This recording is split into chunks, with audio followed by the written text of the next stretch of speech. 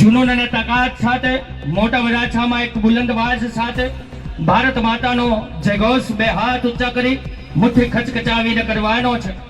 અને ભાજપના જે પાટિયા બેઠા છે ને એ ઢીલા થઈ જવા જોઈએ એવી તાકાતથી આપણે બે હાથ ઊંચા કરી ભારત માતાનો જયઘોષ કરવાનો છે. બોલો ભારત માતા કે, ભારત માતા કે, ભારત માતા કે.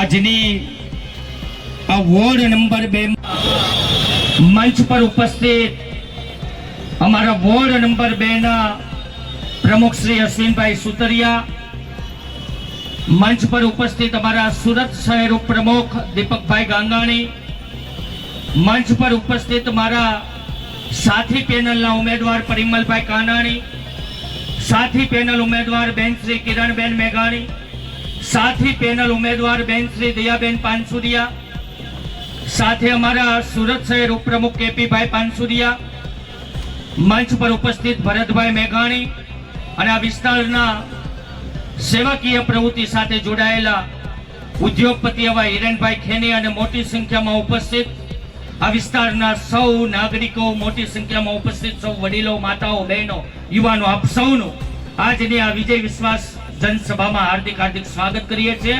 આપ સૌને ભાવથી આવકારીએ છીએ. આજની આ વિજય વિશ્વાસ સન્માન સભા અને આજની આ વિજય સંકલ્પ સાથે માત્ર ગણતરીના આજે 21 તારીખ થઈ છે અને 26 એપ્રિલ અને રવિવારનો દિવસ ના ભૂતોના ભવિષ્યથી સુરતમાં ઇતિહાસ લખાવા જઈ રહ્યો છે અને આ ઇતિહાસના સાક્ષી આપણે સૌ બનવાના છીએ. સુરતમાં બદલાવ આવવાનો છે અને બદલાવ આવવાના પડઘમ ભાગી ચૂક્યા છે.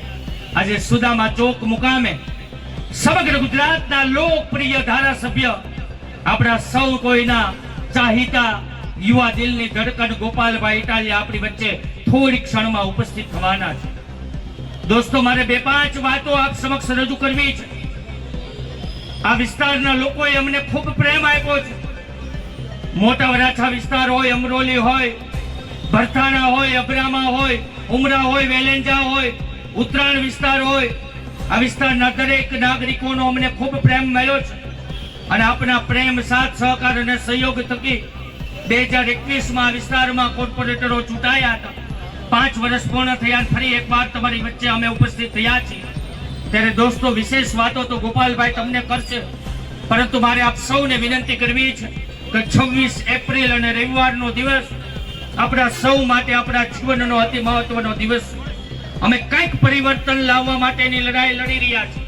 તમારા સાથની જરૂર છે, તમારા સહકારની જરૂર છે.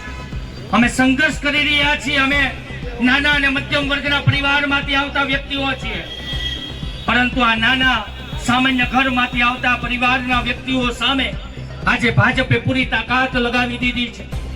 આખા કેન્દ્રના જળ શક્તિ મંત્રી CR પાટીલે તાકાત લગાવી દીધી. ગુજરાતના નાયબ મુખ્યમંત્રી હર્ષ સંઘવીએ તાકાત લગાવી દીધી. ગુજરાતના ભાજપના પ્રદેશ પ્રમુખ જગદીશ વિશ્વકર્માએ તાકાત લગાવી દીધી. ભાજપનું ટોળું આજે સુરતમાં તૂટી પડ્યું છે.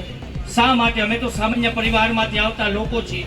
અમે તો નવી પાર્ટી છે, નાની પાર્ટી છે. નાની પાર્ટીમાં નાના મધ્યમ વર્ગના લોકો આજે રાજનીતિમાં આગળ વધી રહ્યા છે, પરંતુ સત્તામાં બેઠેલી આ ભાજપની સરકાર સુરત મહાનગરપાલિકામાં છેલ્લા 30 વર્ષના ભાજપનું શાસન હોવા છતાં પણ આજે જનતાના હક માટે, જનતા માટે, જનતાની સામાન્ય પીડાઓ માટે કોઈ કામ કર્યા નથી. એટલે ક્યાંક ને ક્યાંક બોખલાઈ ગયા છે. અને છેલ્લા 4-5 દિવસના આ ભાજપના નેતાઓ અને ભાજપની ટોળકી આમ આદમી પાર્ટીને બદનામ કરવાનું કાવતરું કરી રહ્યા છે. દોસ્તો, મારે આપ સૌને વિનંતી કરવી છે. વિશેષ વાતો મારા પરિમલભાઈ કરી કે ગત કોર્પોરેશનમાં જનતાએ વિશ્વાસ મૂકો. 16 લાખથી પણ વધારે લોકોએ, સુરતના નાગરિકોએ અમારી પર ભરોસો મૂક્યો. સુરત મહાનગરપાલિકામાં અમને વિપક્ષમાં જવાબદારી મળી અને વિપક્ષમાં ચૂંટાયા પછી અમારા 27 કોર્પોરેટર આ વિસ્તારનું ભલું થાય. સુરત મહાનગરપાલિકામાં જન સુખાકારી માટે અવિરત મહેનત કરી, સંઘર્ષ કર્યા, અનેક પડકારોનો સામનો કર્યો. ભાજપે અમને જેલમાં ધકેલવાની કોશિશ કરી, પરંતુ અમે હિંમત હાર્યા ને સતત લોકોની વચ્ચે રહી અને જનતાના આશીર્વાદ થકી અમારા વિસ્તારનું ભલું થાય, લોકોની સુવિધાઓ માટે, આપણા પરિવારના બાળકોને સારું શિક્ષણ મળે એ માટે અમે લડાઈ લડ્યા.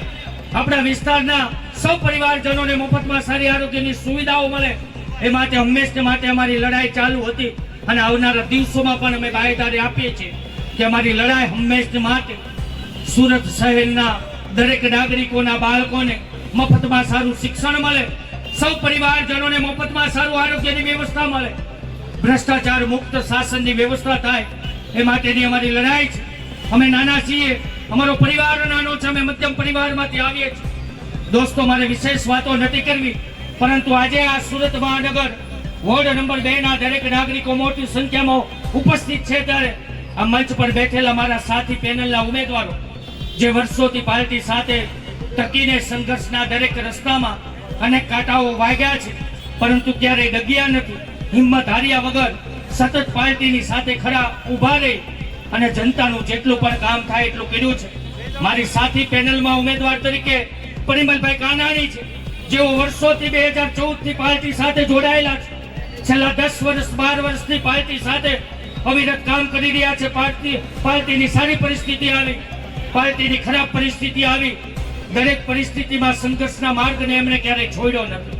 આજે એવા વ્યક્તિને પાર્ટીએ મહાનગર વોર્ડ નંબર 2 માં ઉમેદવાર તરીકે પસંદ કર્યા છે.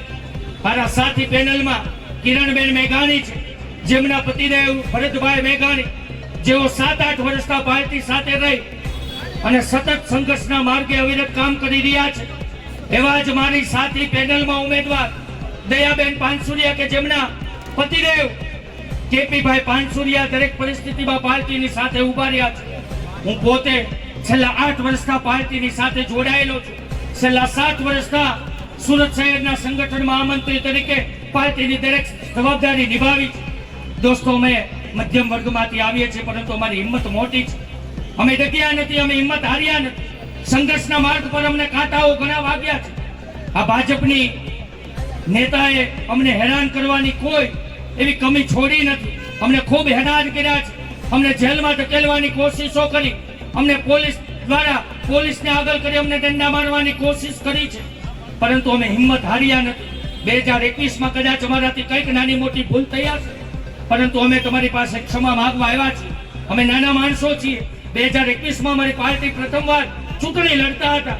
કદાચ અમારાથી નાની મોટી કચાશ રહી ગઈ હશે, વ્યક્તિ પસંદ કરવામાં કદાચ અમારી ભૂલ રહી હશે, પરંતુ આ વખતે પાર્ટીએ નિષ્ઠાવાન લોકોને ખંભે જવાબદારી આપી છે. માત્ર ને માત્ર અમને મેન્ડેટ આપી અને ચૂંટણી લડવા માટે નહીં, આપણી વચ્ચે